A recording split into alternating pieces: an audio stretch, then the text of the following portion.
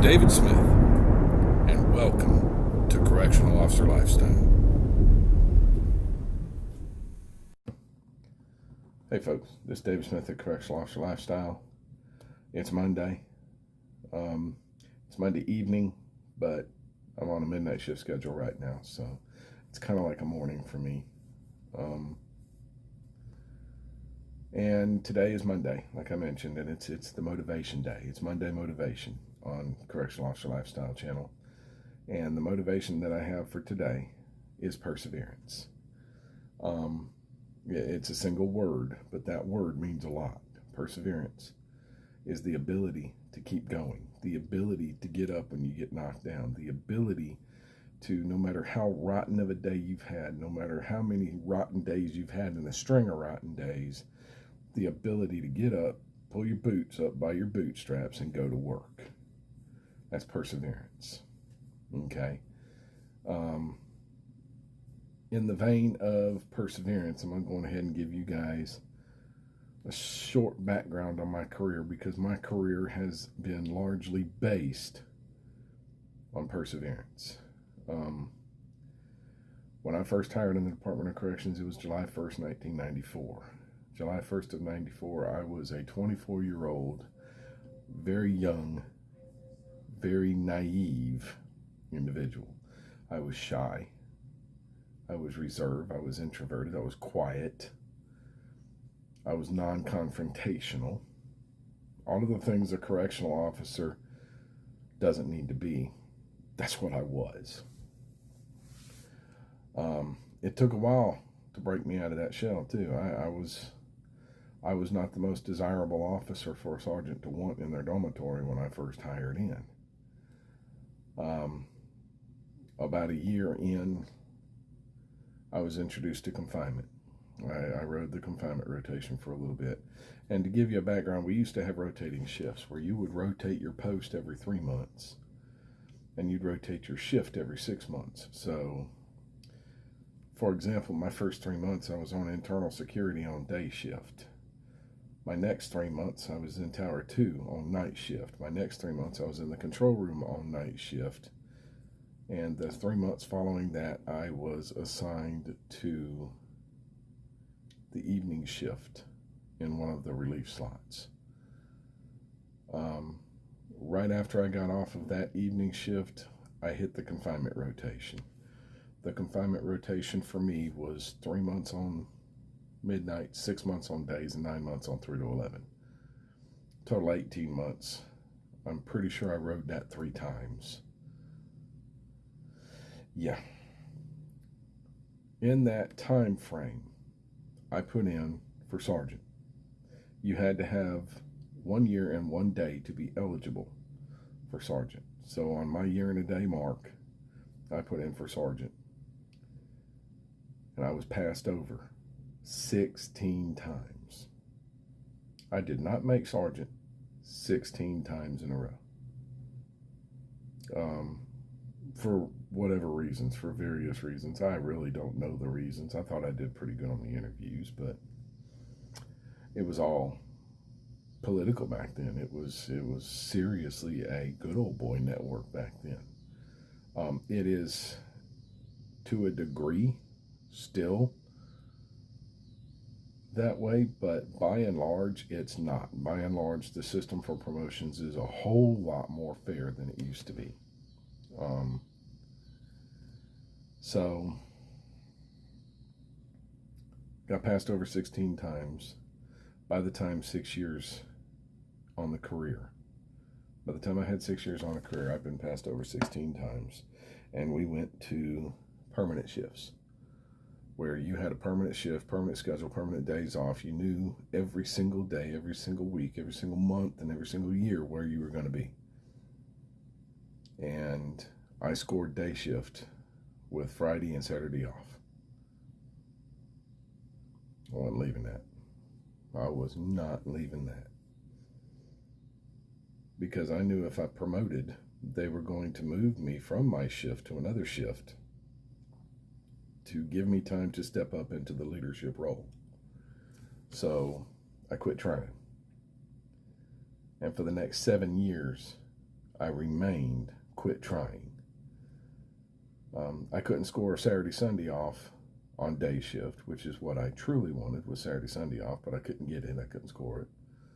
So Saturday, Sunday come available on midnight shift. And I took it. And I wound up on midnight shift assigned to Bravo dorm.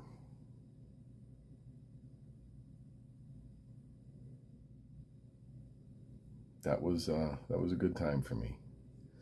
I met a lot of people, trained a lot of good people that just coming in, they were looking to me as 11, 12-year veteran of the department to teach them how to do the job. So I did.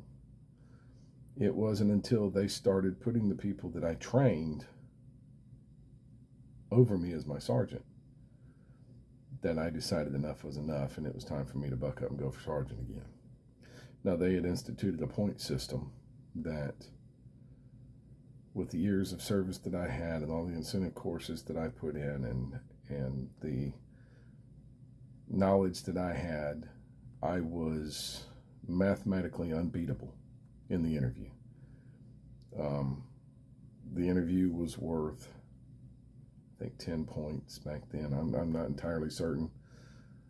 I had 13 points walking in the door. So anybody that come in that room that didn't have 4 points on the board already couldn't beat me.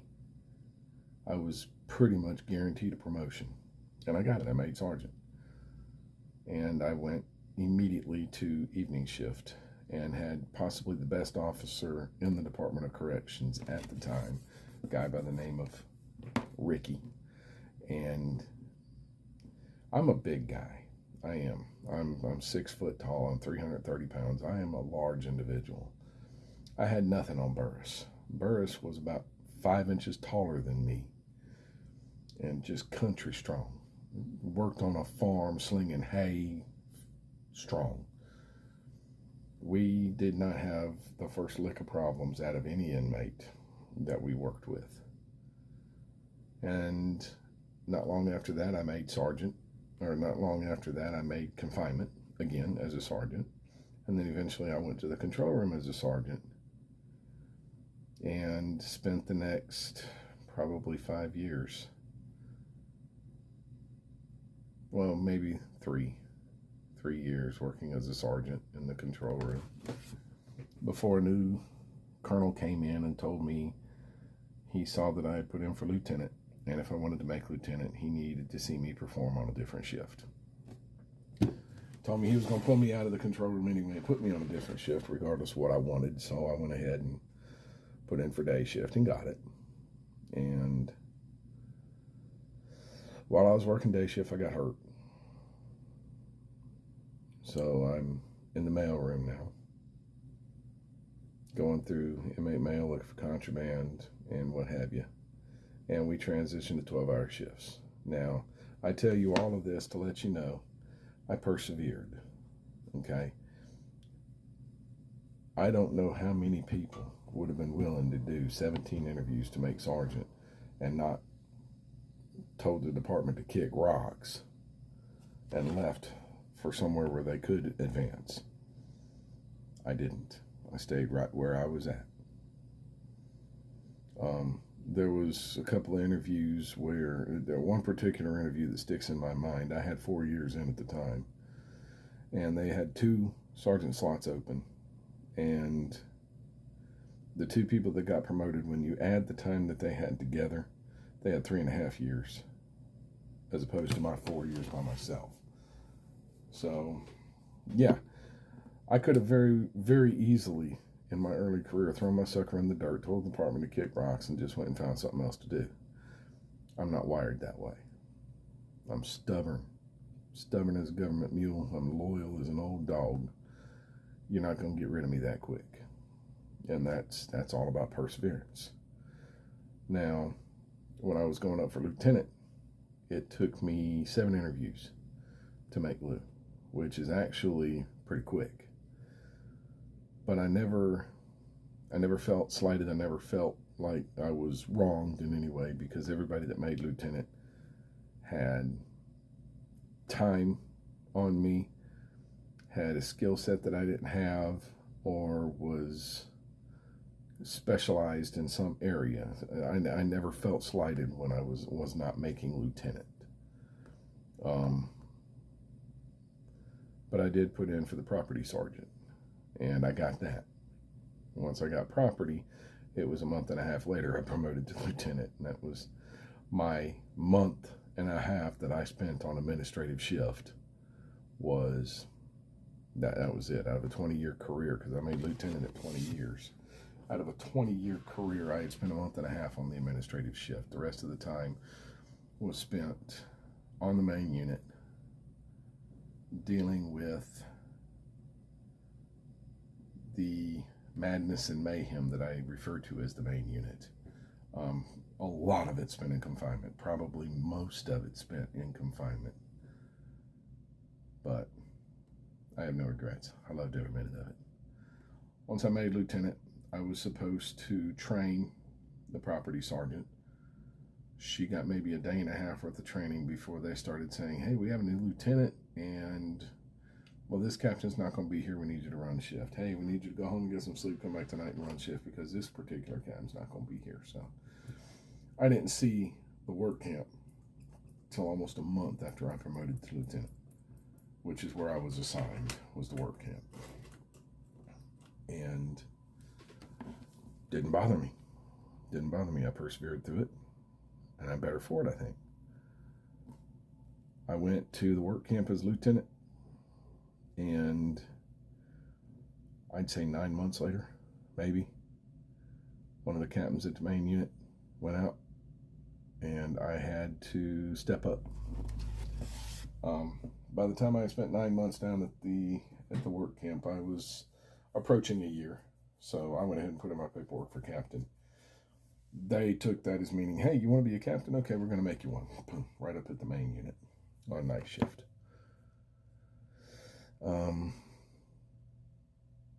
Couple of things happened that I won't mention because they are not very pleasant, and I don't want to drag down the channel with negativity. But needless to say, I was passed over 4 times for captain before I actually made it. But while I was being passed over for captain, I was working as a captain. I don't exactly know how that works, but, you know. I have the distinction of being able to say that I made probation twice as a captain, because I made probation as a lieutenant that was acting out of class as a captain. And then once they promoted me, I made probation again. So I worked 14 months as an elevated lieutenant working as a captain. And that's when I made captain and had to do that 12 months probation again. And here I am. Now, we talk about perseverance. I still can't score a day shift to save my life. Normally, the placements take into account your seniority. I do not feel that happened, because I'm senior to one of the captains running day shift. I didn't make the decision. It's not my decision to make. The captain that's running day shift didn't make the decision. It wasn't his decision to make. The reason for the decision has never been explained to me, but I'm still a captain. I'm still working towards being a major, and I'm still persevering. So perseverance is where it's at, people. If you tuck tail and run because you're not getting your way, you take your football and go home because things didn't go the way that you wanted, you throw your sucker in the dirt, you kick rocks, you get mad, you're digging your toe in the dirt because you're so pissed off, and you decide, I'm not doing this anymore, I'm going to go hunt for greener pastures. Let me know where those greener pastures are, because every single person I know of that is left under those circumstances is not able to find those greener pastures. Perseverance is where it's at, people. I constantly hear people talk about, I will not put on a white shirt until things change. Why not put on the white shirt and effect the change that you want to see? I will not put on a white shirt because I can't put up with the stupid that you put up with on a day-to-day basis.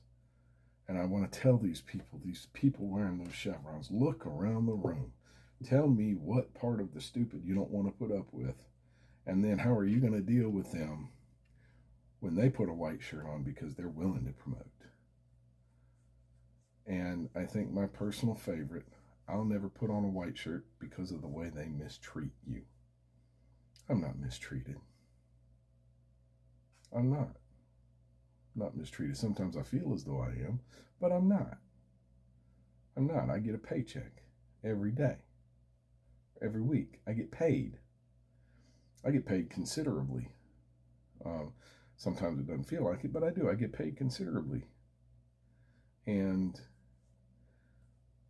why? Why must you be so down on it? Why must you be so cynical? Why must you be so negative? I don't understand all the negativity. I want the negativity to go away. So, I'm not going to be a white shirt because I don't like the way things are. Okay, so put one on and change it. I'm not going to be a white shirt because I can't deal with the stupidity that you deal with on a day-to-day basis. Well, what you going to do when that stupidity gets promoted over you? Persevere. You persevere. You keep going. The Marine Corps states it as embrace the suck. Yeah. That is an accurate description for the Department of Corrections. Embrace the suck. Continue to persevere. Continue to do what you do. Get on with your life. And be happy about it. You're employed. You have a job.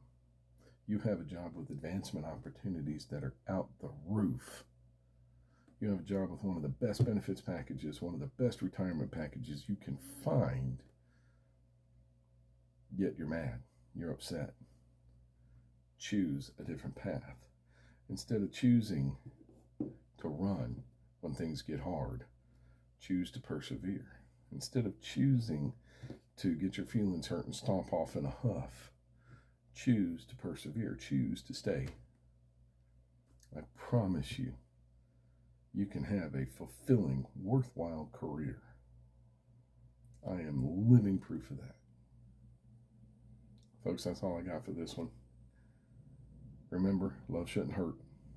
If you're in an abusive relationship, please find a way out of it. If you know somebody in an abusive relationship, help them. Do something to help them.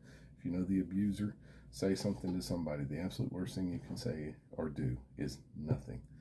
And if you are the abuser, there's help for you too. Understand that you need the help and then ask for it and it'll be provided for you. Okay? This is David Smith, the Correctional Officer Lifestyle. You like what you see, hit the like button. You want to see more, hit the subscribe button. Make sure you hit the bell for notifications. And as always, if you got something to say to me, hit me in the comments. I'm good with it. I'll answer them. This is David Smith, Correctional Officer Lifestyle. I'll see you guys in the next video.